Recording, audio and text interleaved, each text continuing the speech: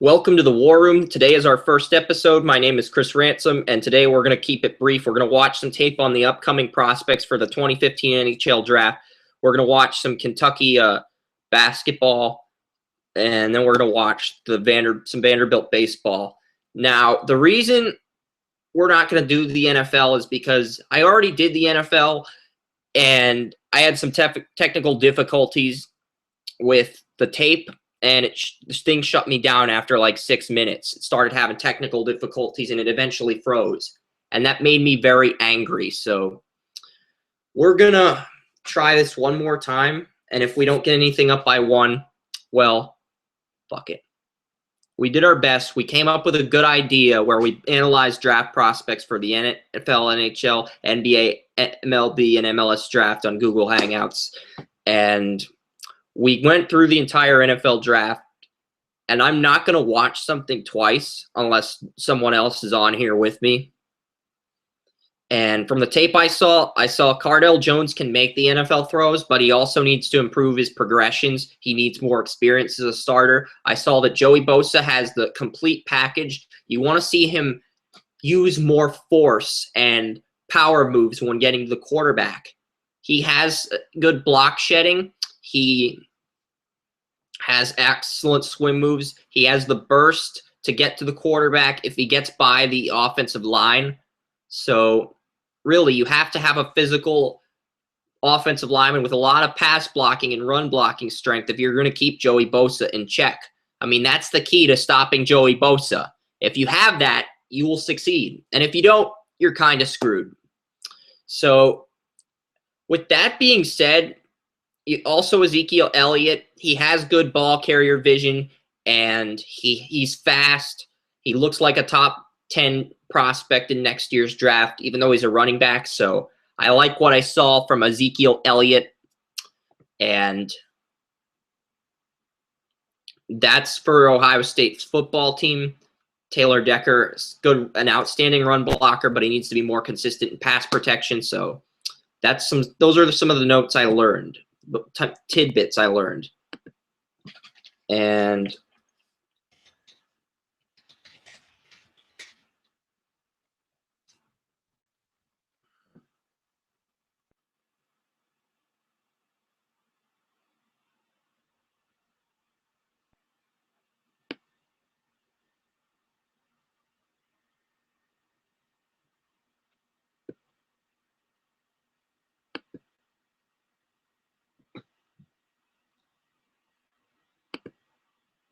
we're going to watch some Connor McDavid highlights, watching some of the top draft picks in the upcoming NHL draft.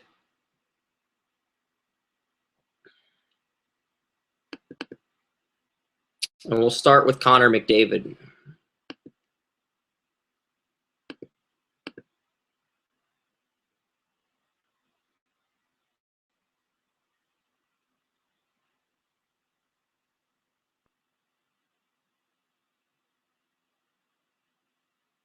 We get it. Connor McDavid's this guy, this can't-miss guy.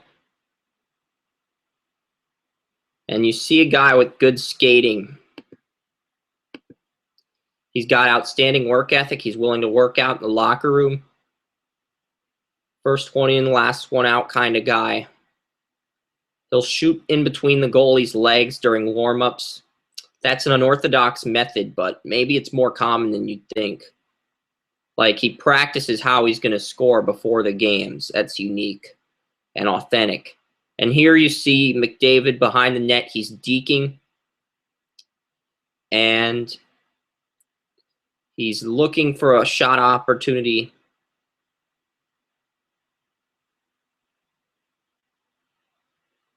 Not sure how that went down again. Did he pass the puck or did he get it in? But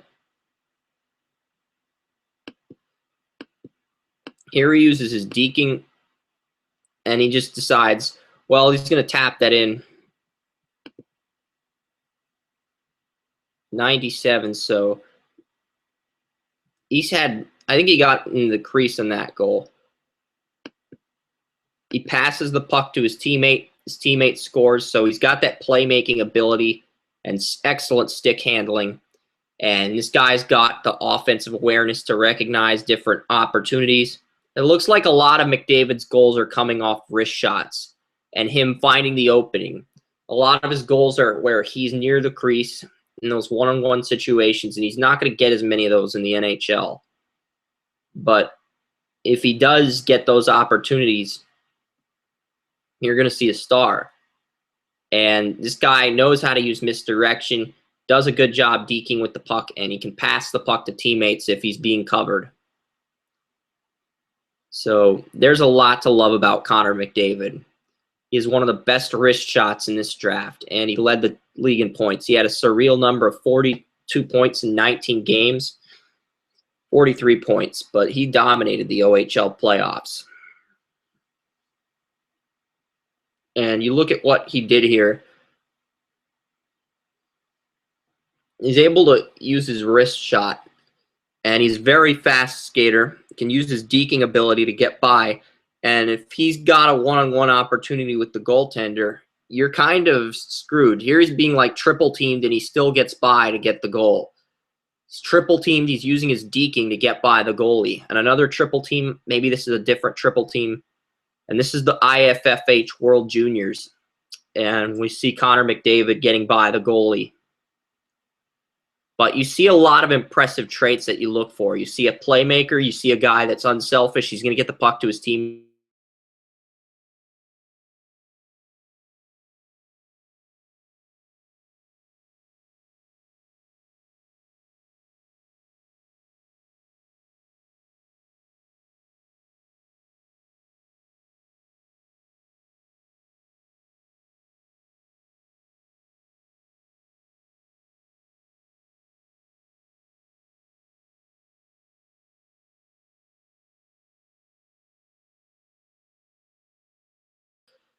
About this because I don't want.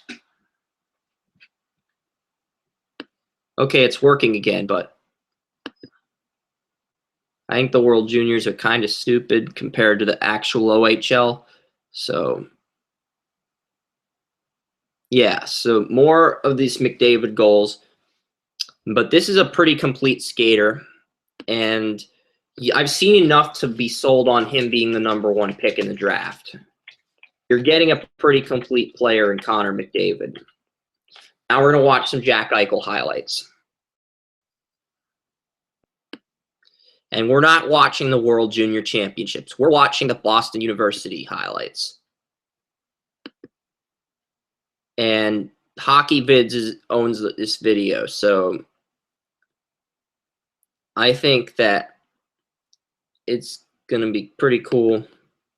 And if we can't, we're just using this to film an educational show about NHL. Okay, if we have to take this down, delete this video, we will. But we're passionate about sports, and we want to watch tape on the athletes to gain a better understanding of the game. I could care less about the money we make from this. And if we do make any money, we'll probably have to forward it to the people that want us to watch their videos. But that's the Jack Eichel goal from the Boston game on NBC Sports Network, and that was his game-winning goal, I believe. This is another game. Eichel, he's on the attack. Eichel. And he guides Boston University to a victory over Team USA. I mean, they played Team USA, and he won, I think, with Boston University.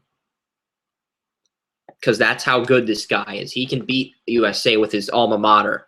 He gets by Zach Werenski and Boston University and Jack Eichel.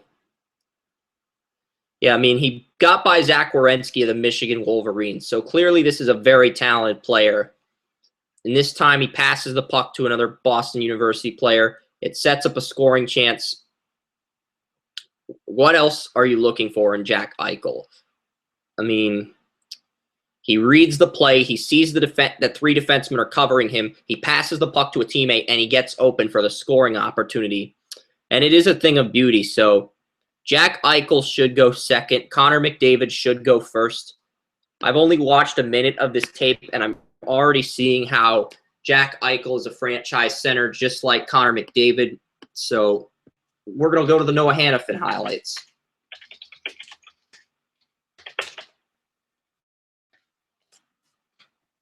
sometimes when you love a prospect, you can come by a Noah Hanifin shift by shift with commentary.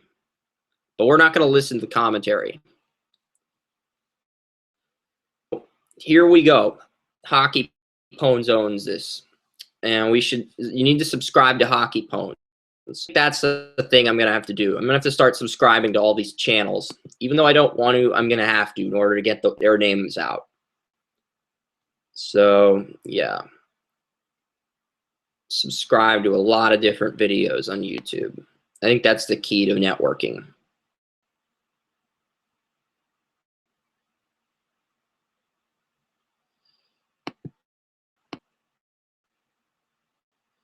So, yeah, we're going to have to start subscribing to every person's video that we watch. That way, it's like we're helping them get their name out there. Because if they're going to air these videos for us to use, then Germany versus USA.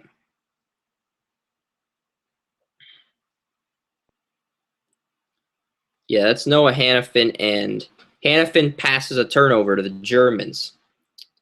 So there's some good and some bad with Noah Hanifin. He will make a turnover from time to time. I think that's Jack Eichel, number 9. So here we got a USA versus Germany game. And I honestly don't know where Noah Hanifin is. I think that's Noah Hanifin. And they're showing you the arrows, the shift-by-shift arrows. He gets the puck to a teammate, and the teammate is able to create a scoring chance off of that, a shot on goal.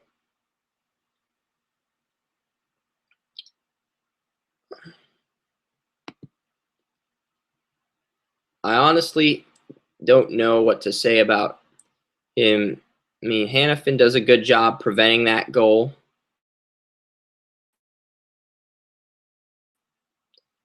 But he's doing a good job preventing a shot on goal opportunity.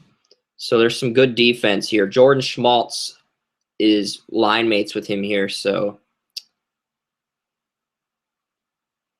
Bengals Steelers Week 17 Sunday Night Football is on TSN in Canada instead of NBC Sports. So is TSN Canada's version of NBC?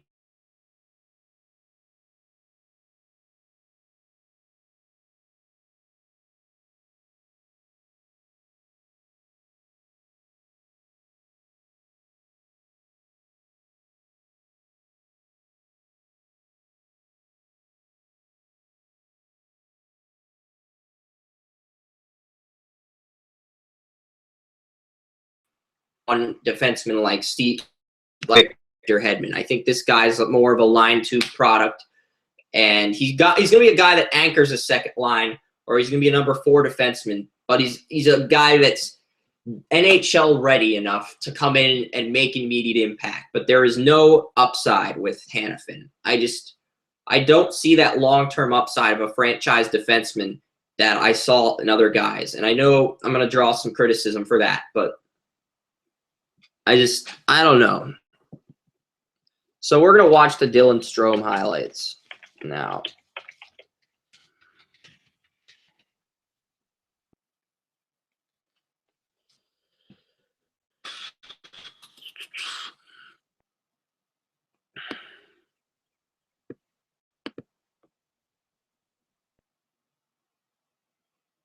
I'm not listening to the commentary.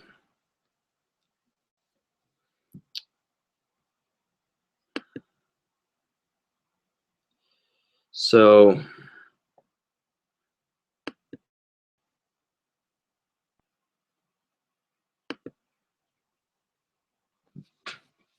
Dillon Strome shift by shift with the Erie Otters. Now, this is Connor McDavid. That's Strome.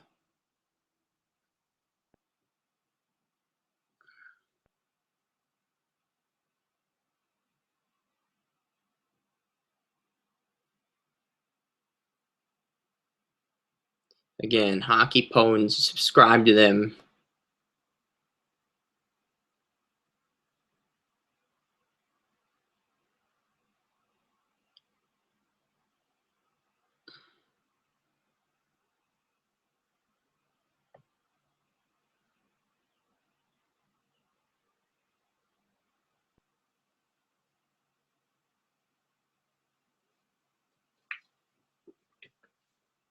just going to see.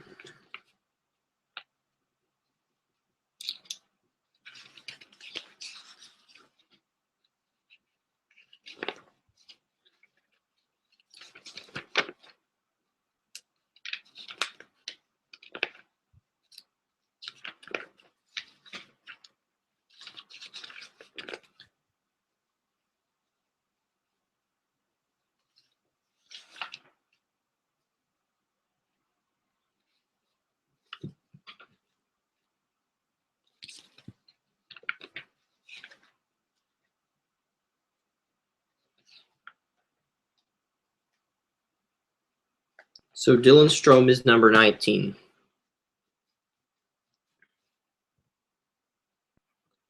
This isn't getting us anywhere, so we're going to fast forward a little bit more into the game. And there's Strome using some stick handling, some deking. He's trying to figure out what lane the puck's in. And still the first period. And I think that was a shot on goal by Dillon Strome. But I'm trying to look for number 19. There's Strome here. He's got the puck. He's being double teamed by Jacob Chichern. And I think that, the fact that he didn't win that matchup against Chichern, he lost the faceoff to Pavel Zacha. There are some things about Dillon Strome that needs some work. He's very talented. He can play defense, but he's struggling to win the faceoffs. And it's pretty evident. So he might have to go back to the juniors to develop that aspect of his game. He might have to go back to the juniors and name the team captain and see how he does as a team captain with Connor McDavid in the NHL. So I see 3 NHL-ready players in Noah Hanifin, who looks like a line 2 defenseman that's NHL-ready. You see Jack Eichel, a franchise center. You see a franchise center in Connor McDavid that's pretty complete. They can win the faceoffs, do all the little things you want. Dillon Strome might be better off at the wing. I don't know. They lined him up at right wing on some line shifts next to Connor McDavid. Strome might be a guy that you move to the wing in the NHL. And I know that sounds subjective, but if he's got the playmaking of a complete playmaker, but he's not winning the faceoffs, and he's got the versatility to play the wing, just move him to the wing. Don't even think twice about it. And there you see Dillon Strome. He's using his playmaking, and then he dishes out a scoring chance, a beautiful wrist shot. And that time they won a face-off, I think, but the puck got pushed back. There's Strome again, and sometimes he's not fast enough when defending. Like, if he doesn't have the puck, he's going to be slower. He's not the best. He doesn't have the best defensive awareness. And he needs to work on that too. His defensive awareness, maybe he's fatigued. He's played too many minutes. He needs some rest. But you're seeing some shifts where he's actually being overwhelmed and outmatched. He doesn't have his hands.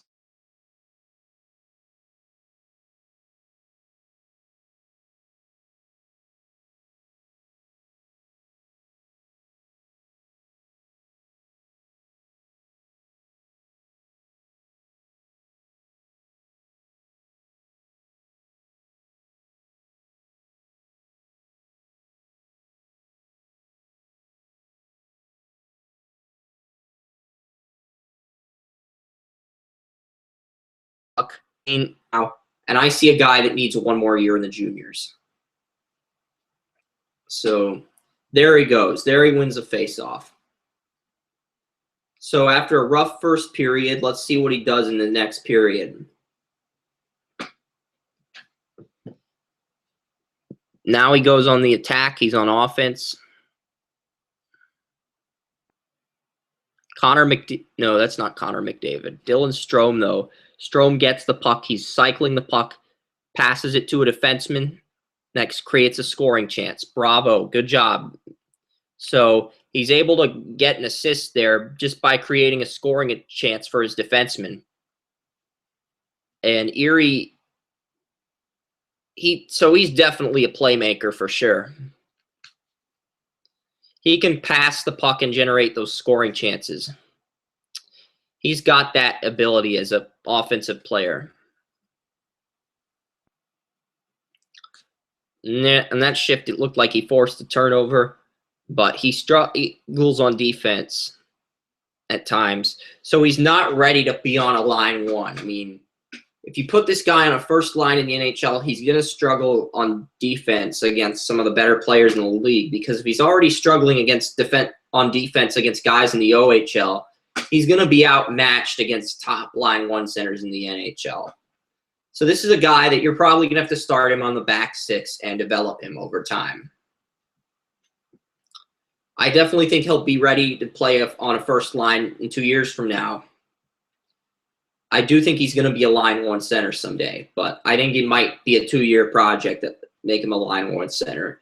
Do you want to bring this guy on as a third line center for his rookie season and then work him up to the first line? Because I think that's what's going to end up happening. Toronto will eventually make this guy their line one center, but at the same time, it's like he's probably going to start out on the third line. I mean, Toronto's just too thin at center to send this guy back to the juniors. If I were Toronto and I were taking this guy at 4, I'd probably send him back to the juniors. And try to see if I can get another good draft choice. Because Mike Babcock's the head coach. And once you get this guy on the ice with Babcock, you've got an identity. But at the same time, oh, wait, looked like they got another scoring chance. You know what? I retract that statement. Bring him up to Toronto. You play him right off the get-go, and yeah. You put him on a third line, and you work him up to the first line. I think Dillon Strome's a line one center, but you cannot rush this guy.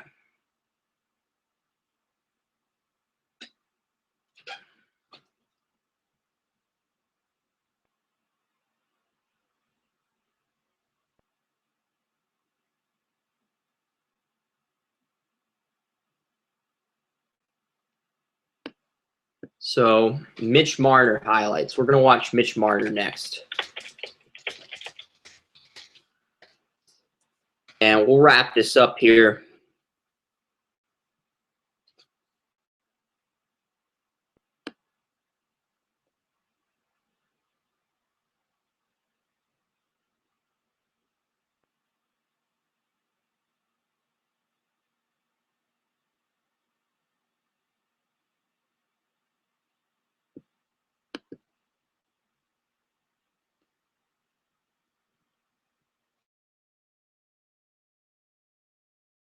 Prospect we're going to watch today.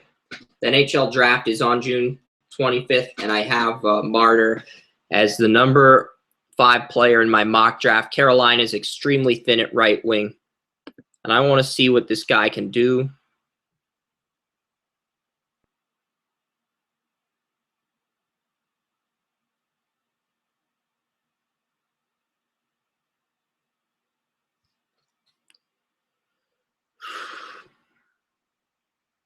'93 is Martyr. Okay. So it looks like he dished the puck out to a teammate there.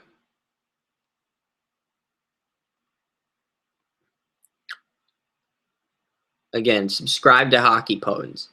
I mean, if you're going to make these YouTube videos for fun to learn about the games, the least you can do is subscribe to the people that make these videos.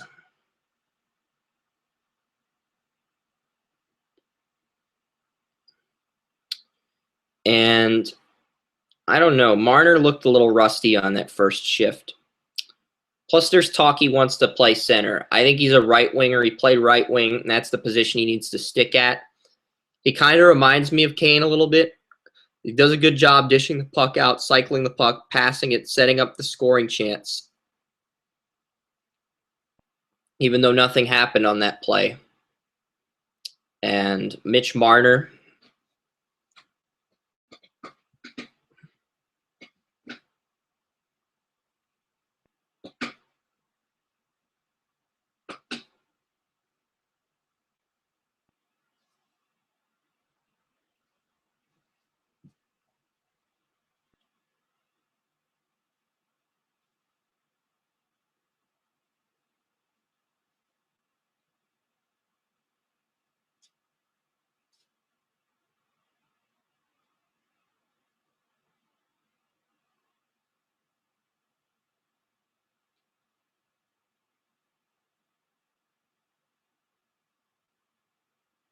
Ryan Strome returned to the OHL for 2 seasons. So I think you either bring this guy back to the OHL or until he corrects those things, or you end up. There's Mitch Martyr. And there he does a poor job with his wrist shot accuracy. So Martyr, he had some bad wrist shot accuracy on that play. So his wrist shot accuracy can be inconsistent at times. I mean, we're learning a lot about these players. I mean, there are little things you see, like he's an offensive-minded player. He needs to be more there. That's a good hit by Martyr. So the guy's physical. He can get hits. So this is his 3rd shift, and London scored on a series without him on the ice. So, yeah, he was off the ice in this game when he goes. He makes a good pass, but again, some of his passes lack accuracy. Again, accuracy is so important. And he's not the most consistent player. I mean, if he has someone in his face, sometimes he's not going to be consistent with his wrist shots or his passing. So Martyr is definitely talented, but at the same time, he looks like a guy that might need another year. He has the versatility to play left wing, right wing, or center, but at the same time, he's raw. I mean, look, he didn't catch that pass. I mean, he with his hockey stick. So very subtle things here that you look at his tape against the Guelph Storm, and there are things you don't like. Now, Martyr's going to have to return to the London Knights. And I think if he does and they have Max Domi back, I think they have a shot at winning that conference. Because the London Knights are just one of those teams that, there we go, Martyr with an assist there. It was a good series. I'd like to see that again in slow motion, please. You know what? We're going to have to go back and rewind.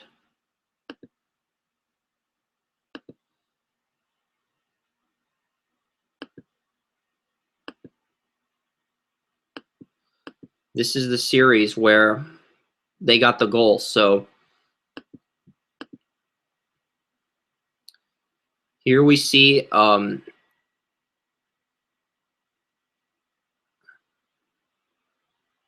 so he gets the puck here. Martyr gets the puck. Martyr dishes it out to a teammate. He dishes out to another teammate. So Martyr, part of a 3-play assist by the London Knights with Max Domi on the ice. Later in the first period, Martyr, they were trying to create a scoring chance for Martyr, and he didn't get the puck there. So there are some plays. He stole the puck there, did a good job on defense. So he stole the puck, creates another scoring chance with his playmaking. So the guy's a playmaker. He can score some goals. And there's some times where he can steal the puck and he can unleash an aggressive hit. He can make some plays on defense. He can hit. He can steal the puck.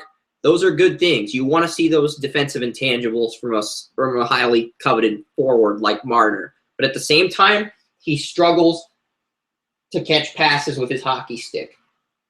His wrist shot accuracy is not always the best. He's not always the most accurate passer. And when you got a guy with that kind of talent, you want him to be consistent at the NHL. So you have to see what this guy can do. There are things like, I mean, it's not the most consistent stuff. So with that being said, I mean, this game looks like it's kind of boring at this point. Martyr.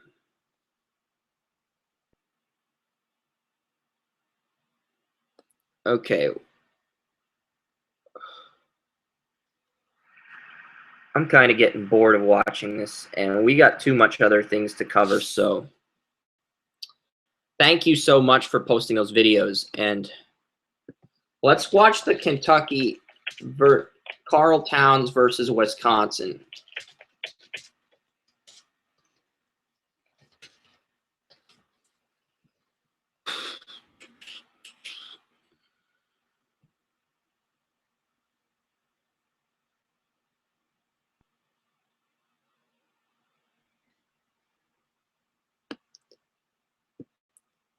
The Frank Kaminsky versus Karl Towns matchup in the Final Four.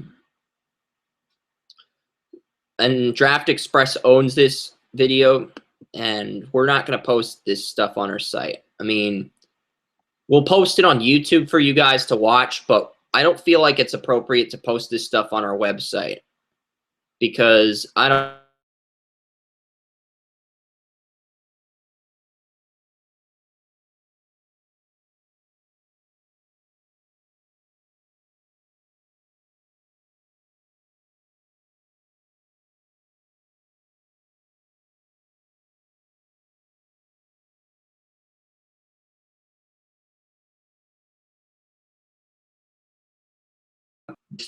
I like all these sites, but at the same time, it's like, I don't know. I mean, just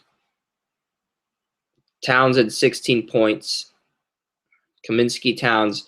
So see, Draft Express does a remarkable job. 5 rebounds. I could care less about. So with Towns ball watching Hayes.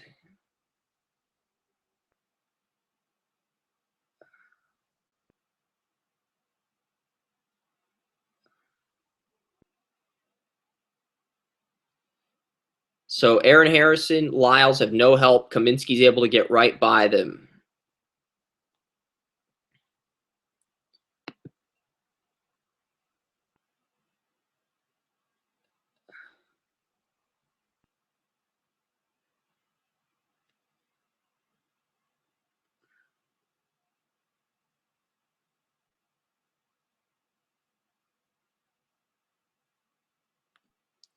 So, yeah, you look at what Kaminsky did.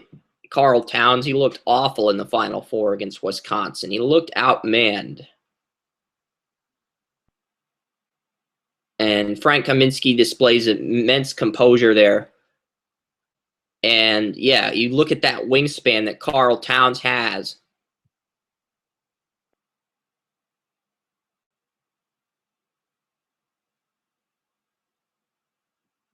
So, Towns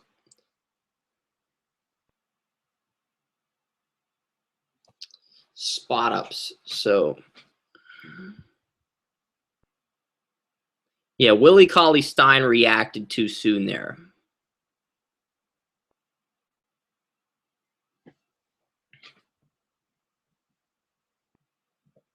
And in this play, he's able to use his wingspan to defend the perimeter.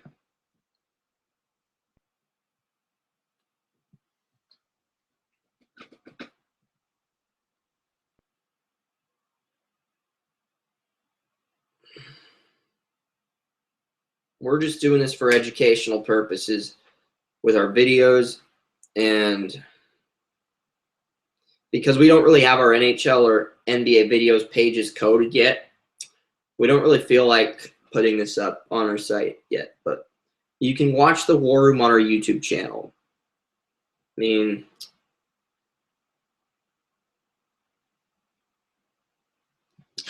so, yeah, I mean, there's things here that I don't like about Karl Towns. And we're going to watch the Duke versus Wisconsin tape after this because Jahlil Okafor is my favorite prospect in the entire draft. And I think he did better against Kaminsky. So,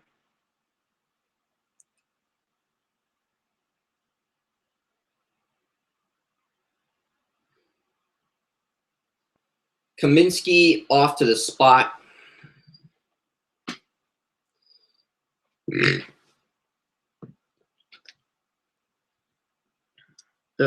So Frank Kaminsky being covered by Willie Cauley-Stein.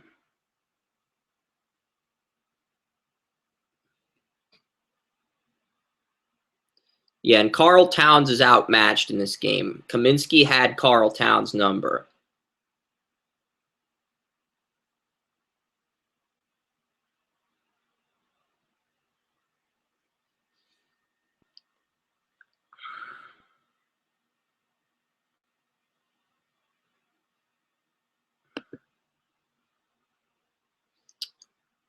I mean, there's other Kentucky players we could watch on tape right now, but I think with Trey Lyles, Devin Booker, the rest of these guys look like they're going to be backups in the NBA. I really believe that Karl Towns is the only starter on this Kentucky squad. Alex Poythress is returning to school. The Harrison brothers look like they're going to be backups. Trey Lyles was a backup at one point. Willie Cauley-Stein could be a starter if you're patient with him. And Trey Lyles, I don't know if Trey Lyles is going to start. Dakari Johnson, I think he may have returned, so we'll see. Kaminsky, yes, so Frank Kaminsky clearly had his number in this game, so Kaminsky is boxing out, but Towns is able to get the rebound. He's able to win that matchup and use his size. But he's unable to get a body on Towns. So, yeah, Karl Towns is an excellent rebounder.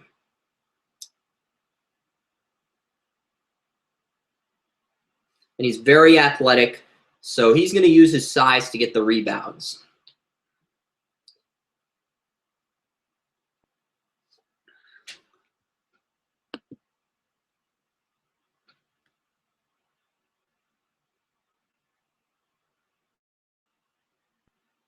So Mike Schmitz, you follow him on Twitter. He knows his stuff. And let's watch some Vanderbilt baseball now.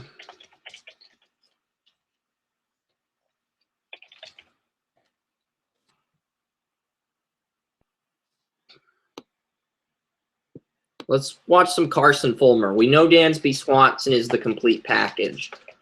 I mean, if you watched the SEC tournament last week, you saw what Dansby Swanson did in the games.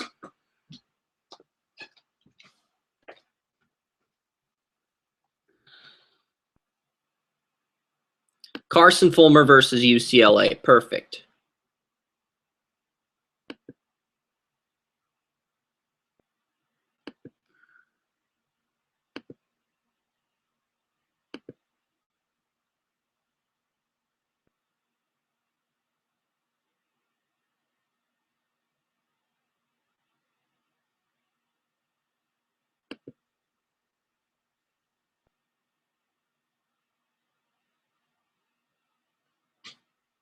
So he creates a pitch. It sets up an easy out.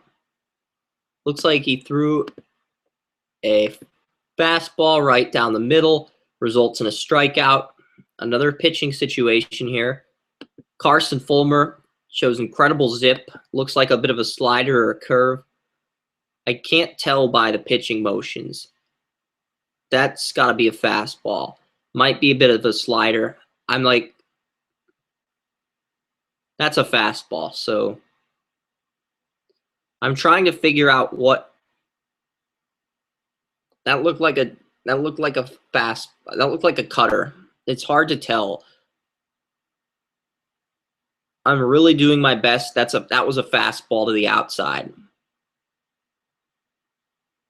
I think that was a curveball because it looked like his arm was flailing.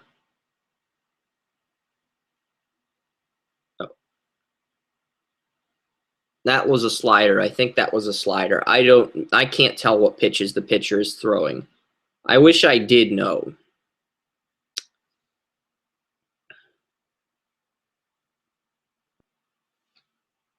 But this guy's got good accuracy, deadly speed. Sometimes he'll make an error, but he's able to correct himself in time. So you see a pitcher that can hit the stuff in the corner. Sometimes he'll pitch balls. I think I would prefer Dansby Swanson with the top pick, but I don't think you can fault a team like the Arizona Diamondbacks if they took Fullmer with the top pick instead. You just look at what he did in one game against UCLA. You definitely see a guy that has that ability to be an effective pitcher. And he's pitching some balls here. The stuff does look, I mean, there's definitely number one starter potential, but at the same time, there is some inconsistencies.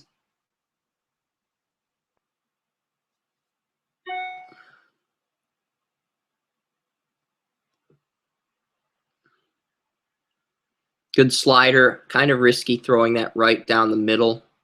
I think that was a curveball. That was a curveball because his arm was flailing a little forward, I think. I think that was another curveball. Might have been a slider. I know that wasn't a fastball. That was a slider, I think, so. That was a fastball, so he's got a curveball, a slider, and a fastball. So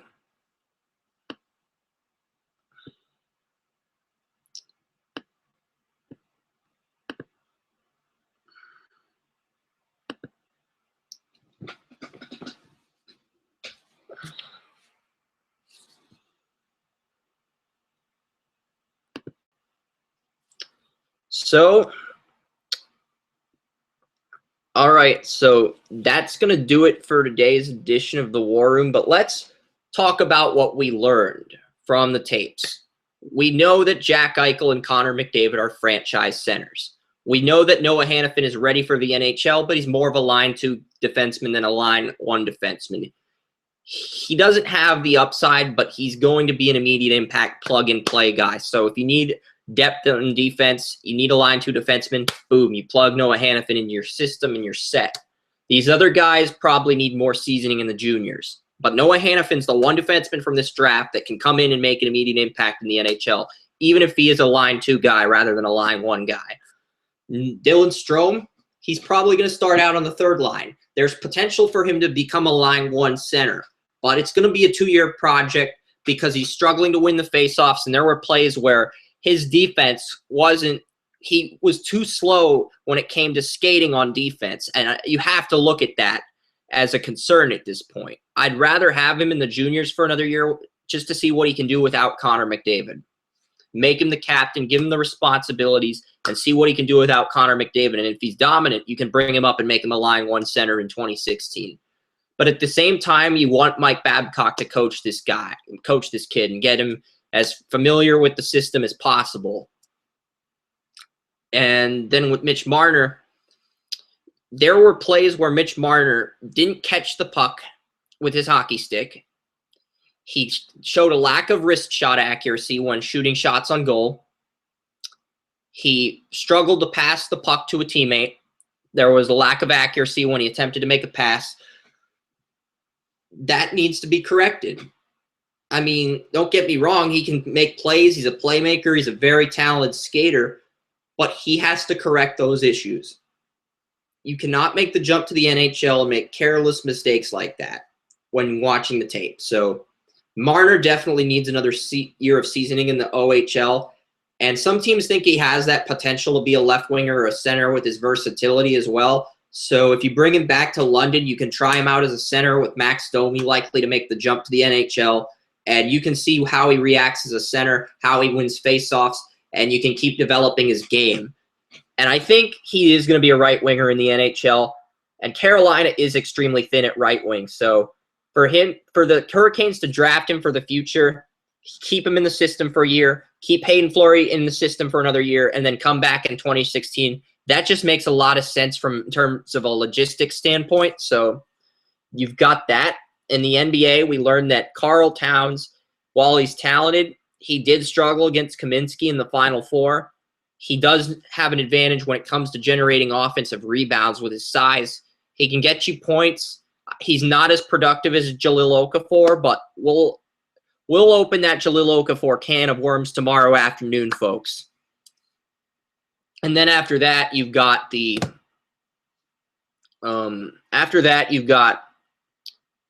Vanderbilt baseball team. And with Vanderbilt's baseball team, you see some core intangibles there.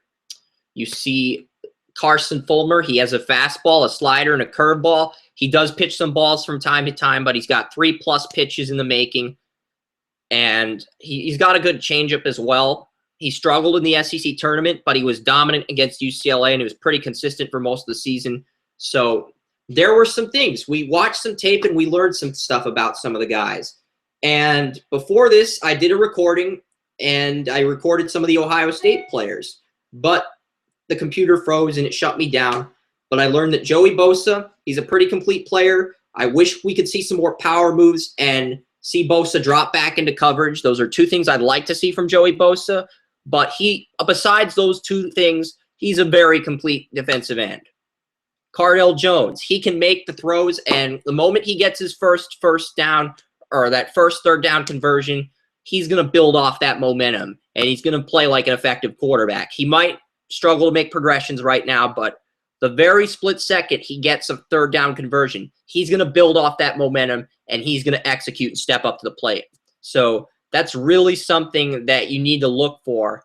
He has that same clutch factor that Jameis Winston has in terms of, well, moment he gets a first down off a third down conversion, he's going to keep building off that momentum and exuding those leadership qualities that you want in a quarterback. But again, as we stated, he lost Evan Spencer, Devin Smith, and Jeff Heuerman to the NFL draft. So we have to see what Cardell Jones can do without those receivers next year at Ohio State. He's going to have a lot more on his hands, and he's going to be competing with JT Barrett for that quarterback job as well. So if he struggles, JT Barrett could come in and start, and his draft stock will drop just like that. There's a lot to like about Taylor Decker. He can run block effectively, and he did a good job in pass blocking. I'd say Taylor Decker's a great run blocker and a solid pass blocker, but he needs to also become more consistent as a pass blocker. I think if he has another outstanding season, we could see a potential elite run blocker and a great pass blocker. I don't think he's an elite pass blocker. I don't think Taylor Decker's an elite pass blocker. I think he can be a great pass blocker, but I think he's more of a run blocker, to be honest, because a lot of the blocks he executed were blocks where he pushed defensemen back or he set up holes for Ezekiel Elliott. And Ezekiel Elliott, he's got the speed, the ball carrier vision. He can catch out of the backfield. He looks like a complete running back. But we have to see what Ezekiel Elliott does on tape in 2015 before we can confirm that. If Ezekiel Elliott just has a breakout year like Melvin Gordon, he's going to go in the top 5 of the draft. And if he doesn't, well, he gets injured like Todd Gurley. I don't know what to say. I'm literally speechless, but he won't go in the top 5, but Ezekiel Elliott should be a top 10 pick. I think he can be a top 10 pick, maybe a top 5. It really depends on who's picking and if they need a running back or not, because most teams in the NFL really don't need running backs. But Ezekiel Elliott looks like a first-round running back. I said first down. So we watched the tape. We watched all the highlights. And tomorrow we're going to probably look at Lawson Krause of the Kingston Frontenacs. We'll rewatch the Ohio State tape tomorrow. I guess we can rewatch that. And if not, we can watch some other tape. So yeah, we'll rewatch that Ohio State tape tomorrow. We'll look at the Lawson Krause tape. No, we won't rewatch, but I guess we can rewatch it and go over some quick things real quick. Just a 1 or 2 minute highlight film though. And then we get to Lawson Krause, we talk Duke basketball, and we talk Dylan Tate. And it'll be a much shorter show tomorrow. So that's it. Thanks for watching The War Room. I'm Chris Ransom, and I'm leaving The War Room.